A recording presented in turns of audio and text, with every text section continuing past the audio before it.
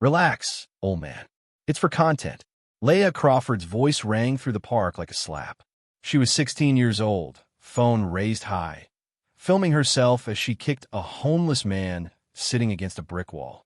Not hard enough to seriously injure, just hard enough to make him flinch, just hard enough to get views. Her friends laughed in the background. The camera kept rolling, and Leah smiled like she just won something.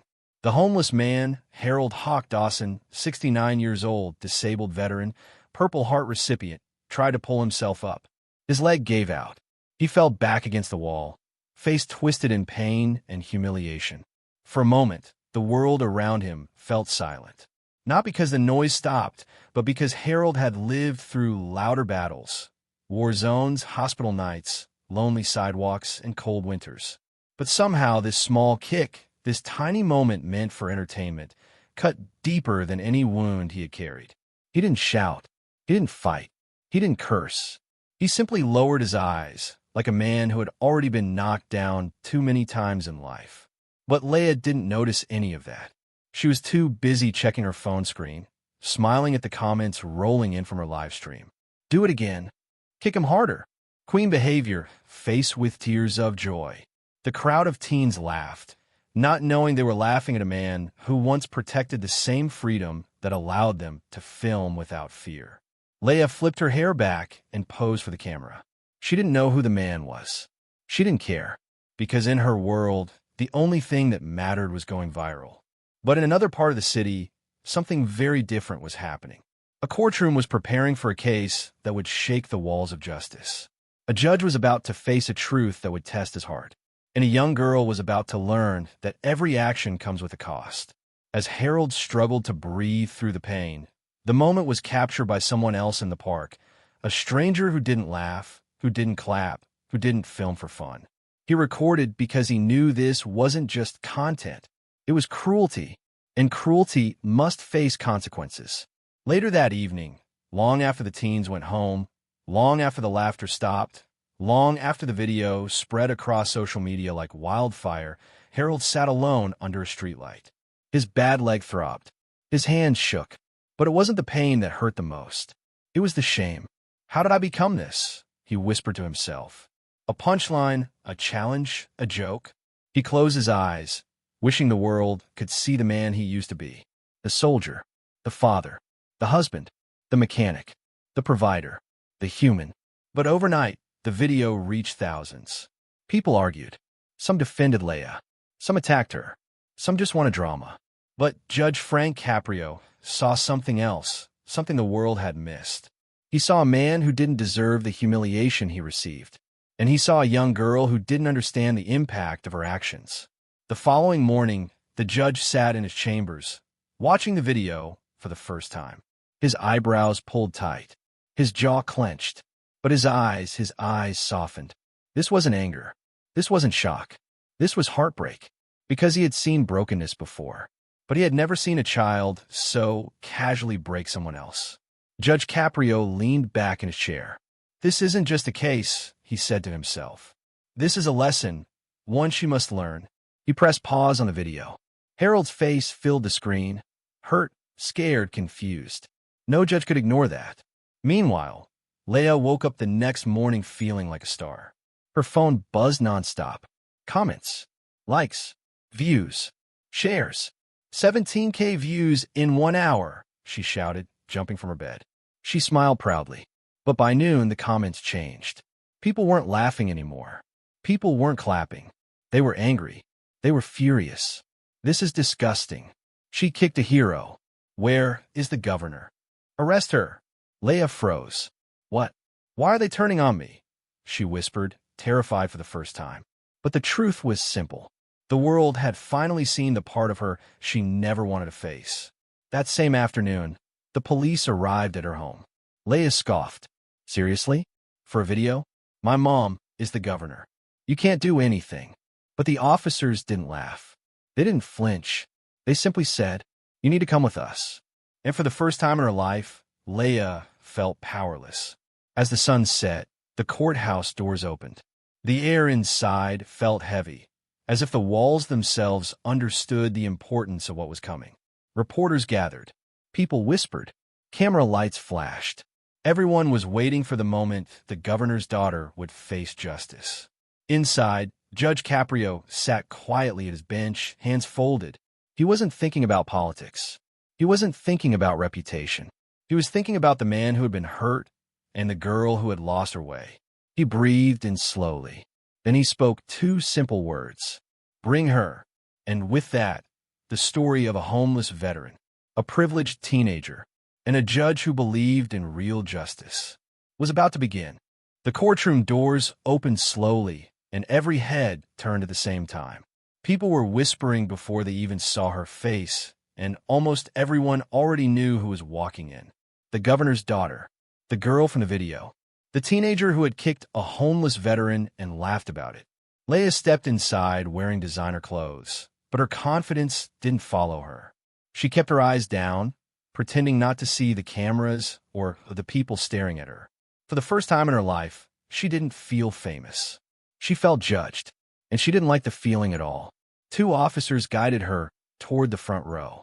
Leia sighed loudly, as if the world was disturbing her. She didn't know yet that the world was about to teach her a lesson she had never learned at home. A woman in a simple suit stood near the judge's bench. She adjusted her glasses and opened a file that looked thicker than it should be. She took a deep breath before speaking, like she needed strength just to read the charges.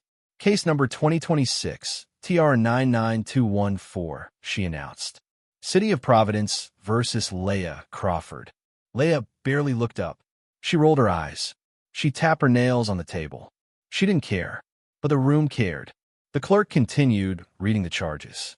Assault of a disabled veteran, disorderly conduct, harassment, filming harmful act for online distribution, resisting officer instructions. Every charge hit the room like a drum. People whispered again. Someone shook their head. Someone gasped. But the judge said nothing. He simply watched Leia like he was studying her, trying to understand her before he judged her. When the charges were finished, Judge Caprio spoke for the first time. Miss Crawford, he said slowly, stand when charges are read. Leia sighed again. She stood like she was doing everyone a favor. Then the judge asked a question that changed the mood of the entire room. Where is your parent or guardian? Leia flicked her hair back. My mom's the governor, she said. She's busy. She said she'd send someone. The judge raised an eyebrow. Send someone? Yeah, Leia shrugged. A lawyer. Or someone to handle it. Judge Caprio didn't move. He didn't blink. He just stared at her with an expression no one could read. Nothing goes away in my courtroom, Miss Crawford, he said quietly. Not because of who your mother is. Not because you want it to. Leia smirked. We'll see. The entire courtroom reacted at once. A loud murmur spread across the room. People shook their heads. Even the officers glanced at each other. Judge Caprio raised his hand, and the room went silent. He leaned forward. Do you understand the charges against you? Leia shrugged again. I guess. You guess, the judge repeated. I mean, yeah, but they're ridiculous. It was just a video. Everyone does it. Everyone does it. Those three words cut through the room like a cold wind. Judge Caprio did not raise his voice. He didn't need to. Everyone kicks homeless people for entertainment, he asked. Leia bit her lip. It wasn't like that. It was a dare, a trend, a challenge. The kick challenge, she added proudly, expecting the judge to understand. But he didn't smile. He didn't soften. He simply watched her and asked, And the man you kicked, do you know who he is? Leia shrugged. Some homeless guy. The judge's face changed. Not with anger. With disappointment. His name is Harold Dawson, he said calmly. He is a disabled Marine Corps veteran. Purple Heart recipient. 2 tours in Vietnam. He lost partial use of his leg in combat. The room fell still. Even the camera crews lowered their lenses. Someone whispered, Oh my God. For the first time, Leia blinked. I didn't know that. The judge asked softly, Would it have mattered? She didn't answer. Would you have kicked him anyway for the views? Her voice shook ever so slightly. I don't know.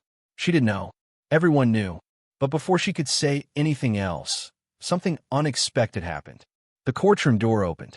An old man walked in slowly, leaning on a wooden cane. His clothes were simple but clean. His hair was gray. His steps were gentle. His eyes tired but kind. It was Harold. The room gasped. Leia's face went pale.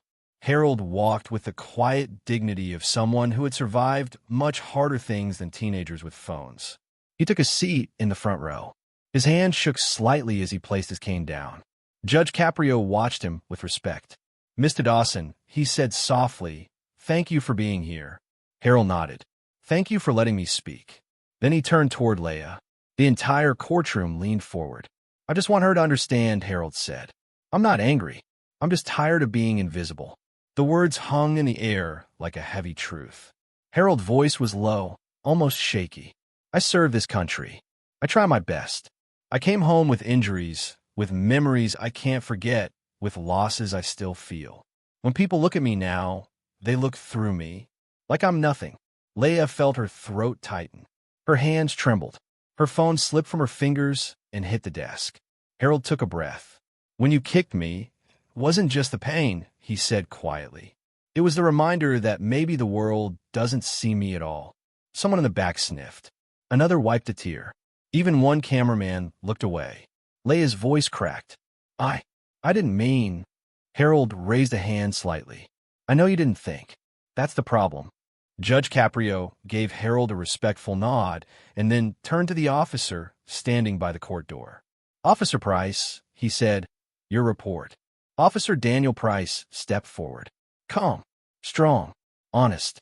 He explained what happened at the park, how Leia laughed, how she resisted arrest, how she said, "He's homeless. It doesn't count." The courtroom erupted in anger. People gasped. Someone whispered, "That's cruel." Leia covered her face. She had never felt shame before. She was feeling it now. The judge didn't yell. He didn't need to. He simply asked, "Miss Crawford, do you think being homeless means someone deserves less dignity?" Leia shook her head. "No. I didn't." "Yes," the judge said quietly. "You did." Everyone watched her fall apart silently. But then, something happened no one expected. Judge Caprio looked straight into Leia's eyes and said, "Do you know what your mother has been doing every Tuesday evening for the last 2 years?" Leia frowned, confused. "She works," she said. "Meetings, government stuff." The judge shook his head. "No, she volunteers at the homeless shelter." The room gasped. "She serves meals. She talks to people. She helps them fill forms. She funds the shelter from her personal savings." Leia's eyes widened. She felt like the floor under her feet had collapsed. "My mom does that," she whispered. "She does," the judge replied. "And she never told you, because she didn't do it for cameras. She did it for humanity." Leia had no words. Her entire world, the fame, the attitude, the arrogance, began to crumble like sand. And then, the back door opened. The governor walked in. No bodyguards, no cameras, no speeches, just a mother with a broken heart. She looked at her daughter with tears in her eyes. "I'm here," she said softly, "but not to save you. I'm here to let you face what you've done." Leia broke down crying. For the first time, she understood. And that is where real justice begins. The courtroom fell into a deep silence as Governor Melissa Crawford walked forward. She didn't walk like a politician that day. She walked like a mother who had seen her child fall into a darkness she didn't know existed. Her eyes were red. Her shoulders were heavy. And for the first time in months, Leia felt small, truly small.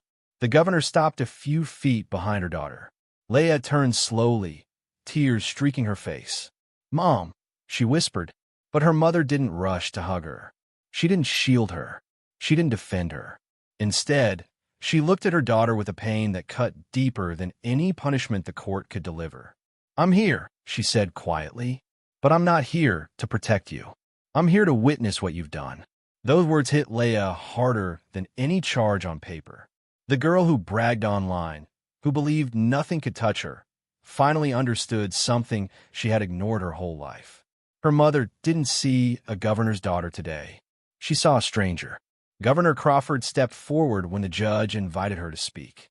Her voice shook at first, but then it grew steady, strong, like a woman who carried both love and disappointment. "Your Honor," she said, "I have spent my entire career fighting for the people my daughter harmed. Homeless families, veterans, people who have been forgotten by society. But today I must accept something painful. She turned toward Leah, and her lips trembled. My child did the opposite of everything I taught. A hush fell over the room. I didn't come here to ask for leniency, she continued. I came here to support justice. Real justice. If my daughter has to face consequences, then she must face them fully. Leah sobbed, shaking her head. Mom, please, please don't say that. But her mother's heart was firm. You need to learn, she said softly. And you cannot learn if I shield you. Her words carried the weight of 2 years of secret volunteering, 2 years of serving people her daughter mocked, 2 years of helping veterans like Harold. Judge Caprio listened, his expression calm but deeply thoughtful. He wasn't just judging a teenager. He was judging a family, a society, and a generation that had forgotten empathy. When the governor finished speaking, he nodded respectfully. Thank you, Governor Crawford. Then he turned to Leah, who could barely stand. Miss Crawford, he said, your mother has spoken for herself. Now you will speak for yourself. Leah looked at the floor. Her throat tightened. Her voice trembled. I'm sorry. But the judge shook his head. Sorry is not enough. You must explain what you are sorry for. The room held its breath. Leah swallowed hard. I didn't see him as a person, she whispered. I only cared about the video. I wanted views. I didn't think about his pain, his past, or his life. I didn't think at all. A tear rolled down her cheek. And I used my mom's position like it made me special. But it didn't. It just made me cruel. For the first time, her words felt real. Not rehearsed, not forced, not fake. Harold watched her with sad eyes. He didn't want revenge. He wanted understanding. And in that moment, he saw the beginning of it. But the judge wasn't finished. He picked up a tablet from his desk and pressed play. The courtroom saw the video again. The laughter, the kick, the humiliation. And for the first time, Leah watched the video, truly watched it, and she broke down completely. That's me, she whispered. I can't believe I did that. The judge paused the screen on Harold's face.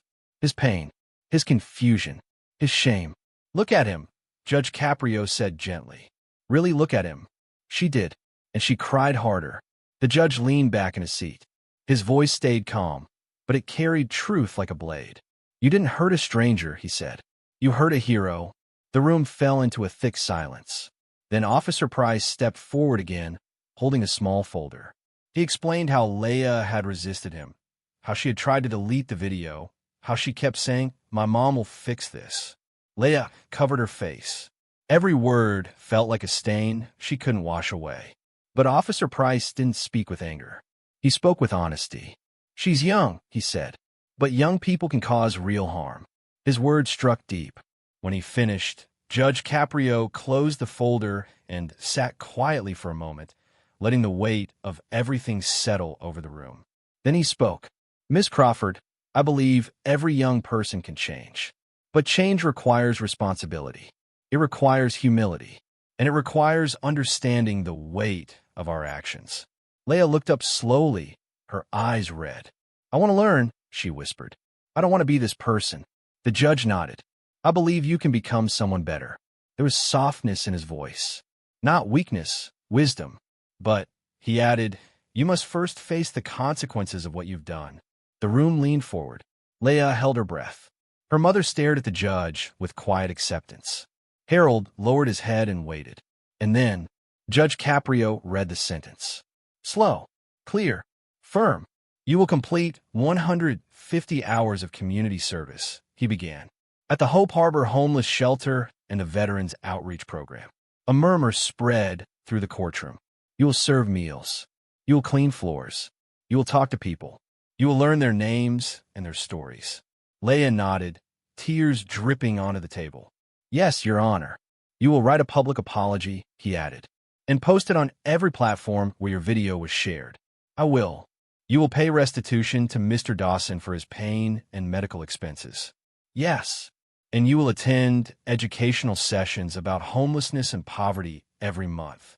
She swallowed. I understand. You will also write a reflective essay, the judge said. 10 pages. About dignity, respect, and what it means to be human. Her voice cracked. I'll do it.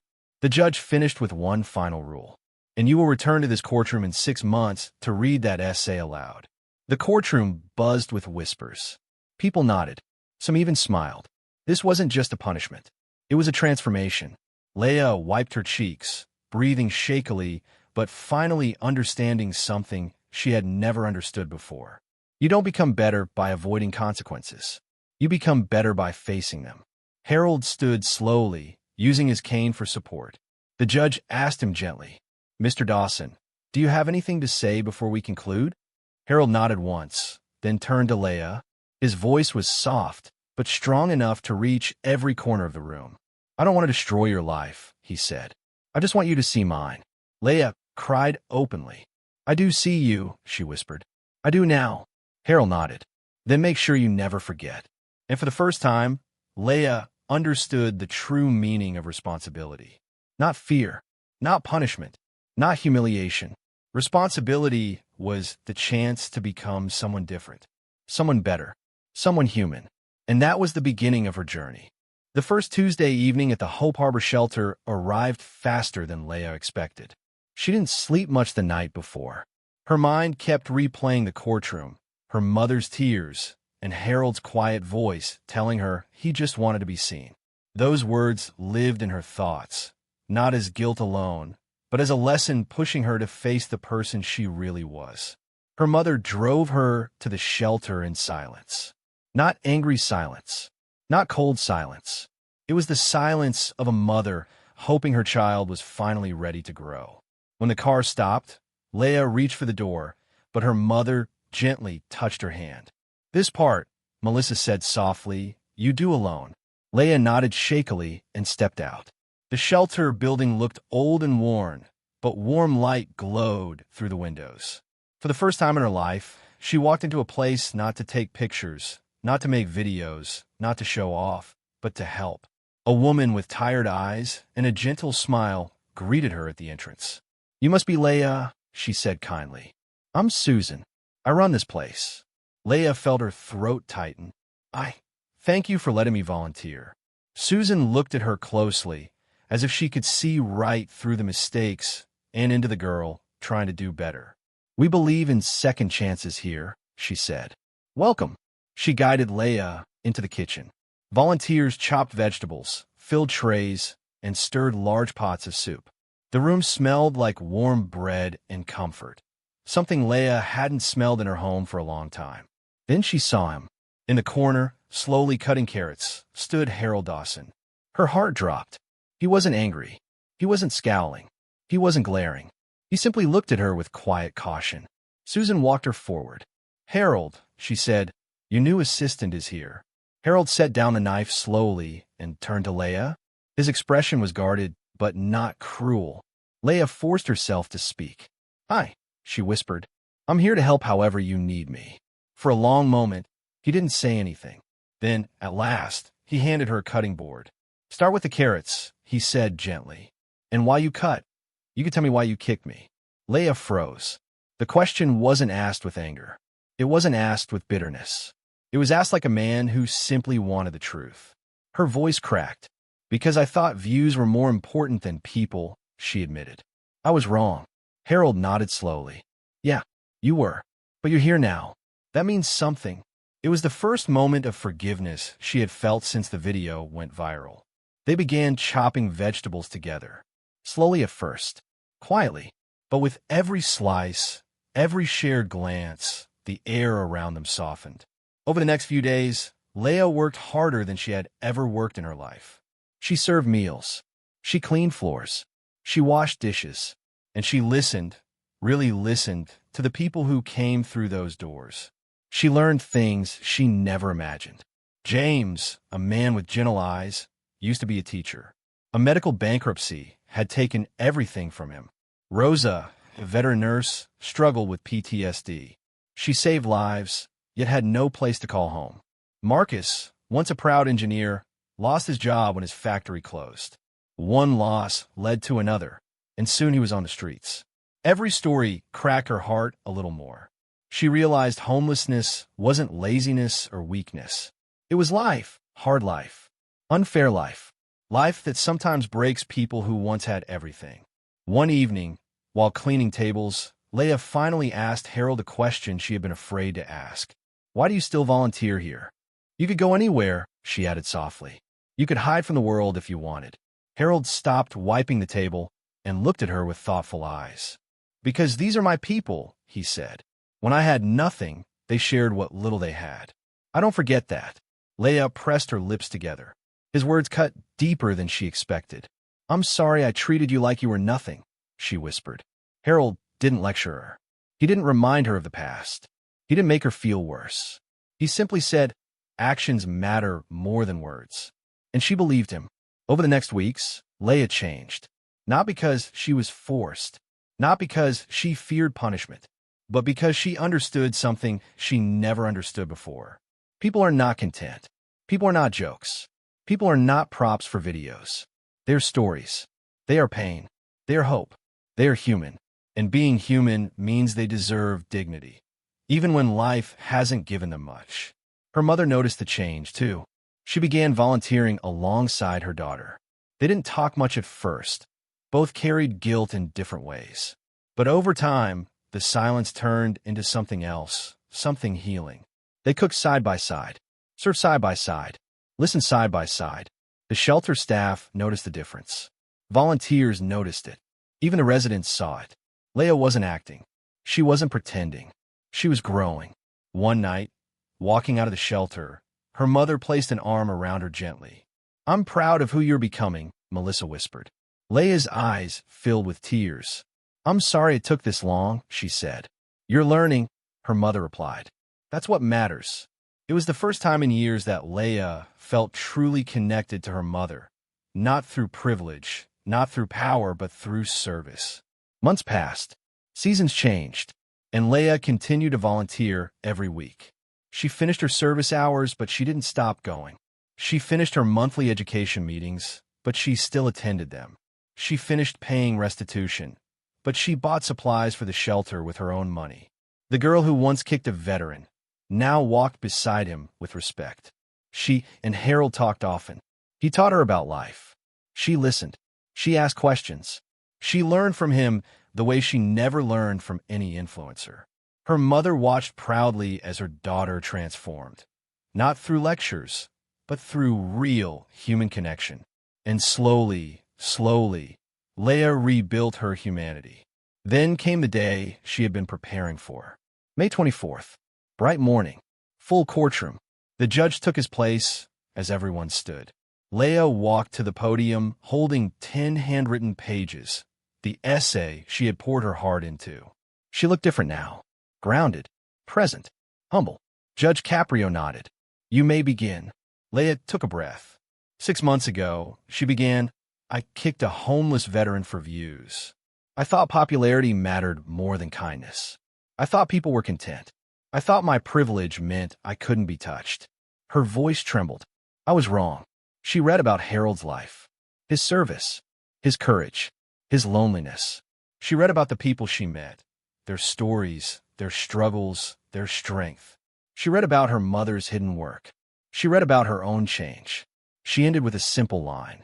"I learned that justice is not punishment. Justice is becoming a better human being." When she finished, the room was silent. Then Harold began clapping. Slowly, meaningfully, proudly. The rest of the courtroom followed. Leia wiped tears from her eyes. The judge smiled warmly. "Well done, Miss Crawford," he said. "This case is officially closed." Whispering, "Thank you for giving me a chance." "You earned it," he replied. "Keep going." Her mother shook Judge Caprio's hand. "Thank you," she said. "You taught her what I couldn't." The judge smiled. She taught herself. She just needed the right place. Not punishment. Transformation. 6 months had passed since the day Leia stood in Judge Caprio's courtroom and read her essay. 6 months may not sound like a long time, but for her, it felt like a lifetime, because in those 6 months, everything changed. Her views on life, her relationship with her mother, her understanding of people, and even the way she saw herself in the mirror. She wasn't the same girl who cared only about likes and followers. She wasn't the girl who believed that homelessness meant less than. She wasn't the girl who kicked a man for entertainment. She had become someone new, someone better, someone human. And the surprising part? The world had changed with her. People who once attacked her online were now commenting things like, "I'm proud of your growth. You learned something many adults never learn. You turned your mistake into something meaningful." But the biggest change wasn't what people said. It was what she did every single week. Even after her punishment was complete, Leah kept returning to the shelter. Not because she had to, but because she wanted to. Helping others wasn't just a duty anymore. It had become a part of her heart. A part she never knew was missing until she found it. Her mother continued volunteering too, but something was different now. She didn't hide it. She didn't go alone. She went with her daughter. For the first time, they shared something real, something deeper than politics, reputation, or public image. They shared humanity. One warm evening, while chopping vegetables in the shelter kitchen, Leah looked at Harold and said, "You know, I used to think helping people was boring." Harold laughed quietly. "Well," he said, "you were wrong about a lot of things." She laughed too, but not the cold laugh she had before. It was warm, genuine, grateful. "I guess I was," she admitted. "And I'm glad I was." Harold nodded with a proud half-smile. "You're doing good work, kid. Real work." And those words meant more to her than any online comment she had ever read. But the world wasn't done teaching her. In fact, the biggest lesson came in a way she never expected. One Sunday afternoon, an older woman walked into the shelter carrying 2 heavy bags. She looked tired, overwhelmed, and unsure where to go. Leah rushed toward her with the same soft voice Susan once used with her. "Hi," she said gently. "How can we help you today?" The woman hesitated. I lost my home last week," she whispered. "I don't know what to do." Leah felt a deep ache in her chest. She helped the woman sit down and offered her water. "What's your name?" Leah asked. "Margaret." Leah smiled. "Margaret, you're safe here. We'll help you." While Susan arranged housing resources, Leah stayed with the woman, holding her hand when she grew emotional. She learned that Margaret had worked for 30 years before her company closed. She learned about her children living far away. She learned about her fears of the future. And Leah realized something powerful. Pain doesn't care how old you are. Pain doesn't care how hard you worked. Pain can visit anyone, but so can kindness. At the end of the day, as Margaret left with food and supplies, she hugged Leah tightly. "Thank you," she whispered. "You saved me today." When the woman walked out, Leah felt tears in her eyes. She turned to Harold and asked, "Do you think I really helped her?"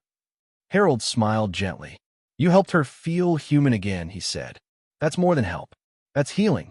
And Leah finally understood why he volunteered. Not for praise, not for recognition, but for dignity. As time passed, more people began coming to the shelter recognizing the governor's daughter, but not for the viral video anymore. That scandal had faded. People didn't whisper behind her back with anger. Instead, they walked up to her with quiet smiles. "You served me last week. Thank you. You listened to me when no one else did. I saw how kind you were to Harold. Your story helped my son understand empathy." People no longer saw the old Leah.